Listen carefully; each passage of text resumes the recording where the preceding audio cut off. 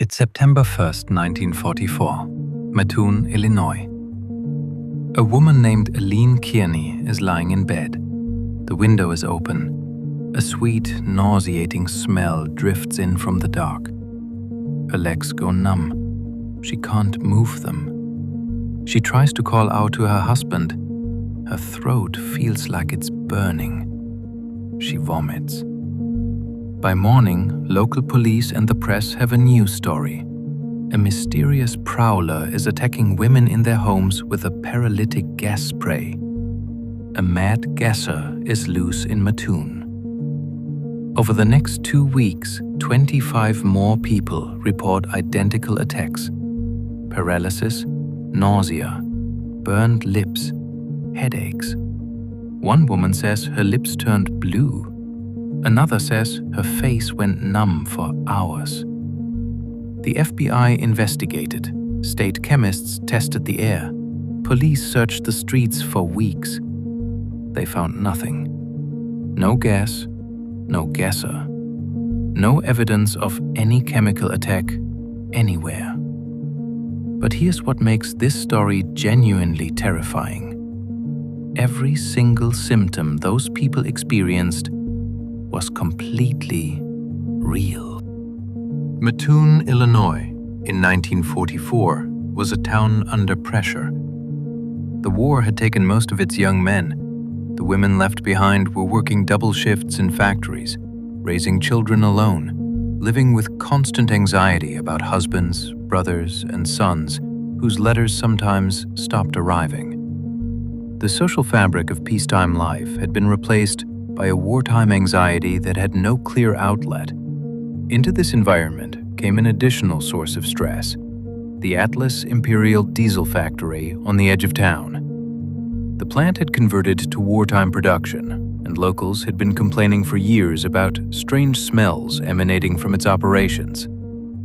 On September 2nd, the Mattoon Daily Gazette ran a front-page story about Eileen Kearney's experience under the headline, "Mattoon's Mad Gasser adds one more victim." The story described a mysterious prowler with a spray gun attacking women through open windows. It named the town. It named the victim. It described the symptoms in clinical detail, and it asked, who would be next? That story changed everything. Within days, reports began flooding the police department. The Mattoon Police Department took the reports seriously. Officers patrolled the streets at night. The FBI was notified. State health officials arrived to investigate. A chemist from the Illinois State Department of Public Health collected air samples and tested them for chemical agents. The reports kept coming. A woman on Grant Street reported paralysis. A family on Kearney Avenue reported nausea. A man on DeWitt Street said his wife had vomited and her face had gone numb. Then the investigators started comparing notes. The state chemist's air samples showed nothing. No toxic chemicals, no trace of any paralytic agent. Police officers who responded to reports and spent extended time in the affected homes showed no symptoms whatsoever. When investigators mapped the reports geographically, no pattern emerged. And when investigators looked at who was reporting symptoms, almost all of them were women who had read or heard about the previous reports in a town already primed by wartime anxiety. By mid-September, the reports had almost entirely stopped. The last cluster of cases appeared to follow directly after a particularly alarming newspaper story. When the Gazette pulled back its coverage, following criticism from state investigators, the reports stopped almost immediately. No gasser was ever identified. No chemical agent was ever found. The definitive academic analysis of the Mattoon Gasser case came from sociologist Donald Johnson, who published his findings in 1945 and concluded that the epidemic was a case of mass psychogenic illness, specifically a media-driven contagion triggered by wartime stress. Johnson's argument was straightforward. Eileen Kearney may have experienced a genuine physiological episode, but when the local newspaper amplified her experience into a narrative of a mysterious attacker targeting vulnerable women, It created a template of symptoms so powerful that it spread through the anxious population of wartime Mattoon like an actual pathogen. People who had been primed by the story, who had heard the symptoms described in detail, who knew other people who had been attacked, experienced real physiological symptoms when they perceived any unusual sensation. The power of suggestion, operating in a population at maximum anxiety, produced real nausea, real tingling, real headaches. The official investigation closed with no perpetrator identified and no chemical agent confirmed.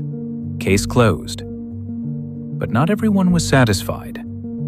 The mass hysteria explanation has been the dominant academic view for 8 decades. But a small number of researchers have pushed back. Historian Scott Corbett and researcher Scott Bond have argued that the hysteria explanation relies on dismissing the original reports too completely.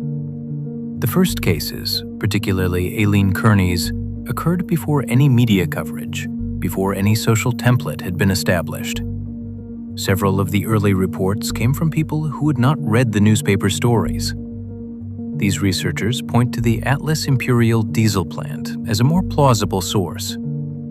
The plant was operating under wartime production pressure, potentially cutting corners on chemical handling and waste disposal. The prevailing winds in Mattoon on several of the nights when attacks were reported blew from the direction of the plant toward the residential neighborhoods where the cases clustered. Some have gone further, suggesting that the mass hysteria narrative was actively amplified, not fabricated, but accelerated by interests that preferred it. A real chemical attack from a local factory would have implications: regulatory action, legal liability, wartime production disruption. Mass hysteria ended the story with no one responsible and no consequences. Was the Mad Gasser of Mattoon a real person? Almost certainly not. Was the mass hysteria explanation perhaps a little too convenient? That's a question worth sitting with. The Mattoon case is one of the clearest documented examples of how media creates the reality it claims to merely describe.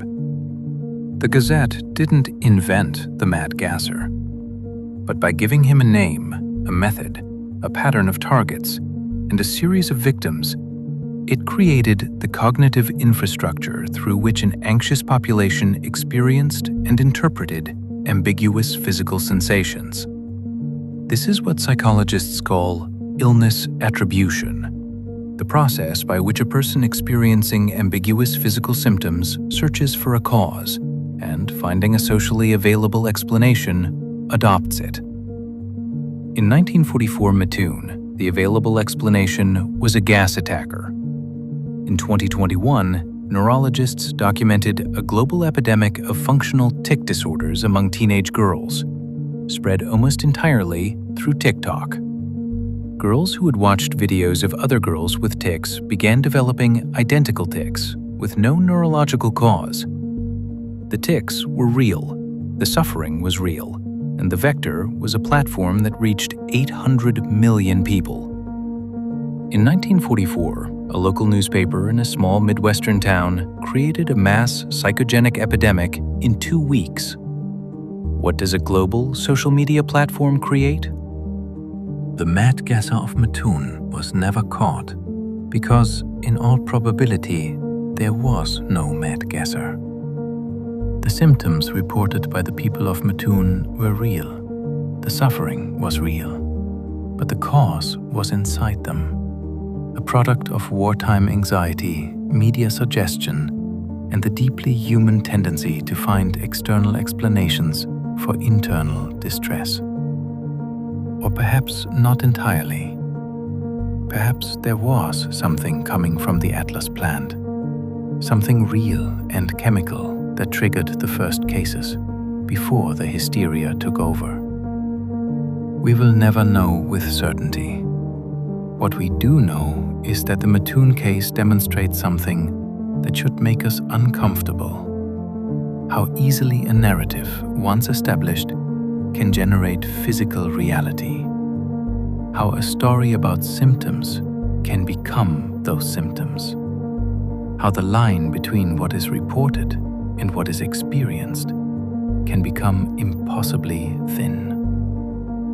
In 1944, it took a single newspaper story to terrorize a town. Today, the same mechanism runs at global speed on every screen in every pocket. What do you think the Mad Gasser of Mattoon really was? Industrial accident covered up? Pure mass hysteria?